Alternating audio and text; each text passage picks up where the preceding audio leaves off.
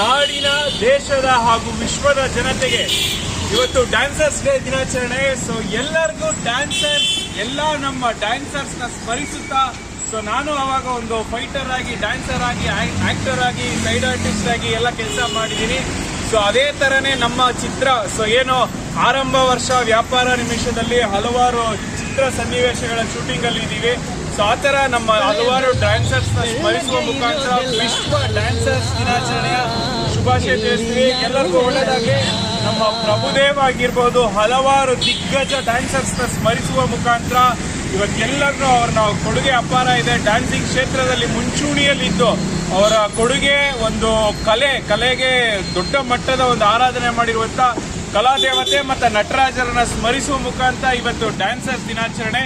So ಎಲ್ಲರಿಗೂ ಒಳ್ಳೆಯದಾಗಲಿ. ನಾಡಿನ, ದೇಶದ, ವಿಶ್ವದ ಸಮಸ್ತ ಜನತೆಗೆ ಡ್ಯಾನ್ಸರ್ಸ್ ದಿನಾಚರಣೆ ಶುಭಾಶಯಗಳು. ಓಕೆ, ನಮಸ್ತೆ.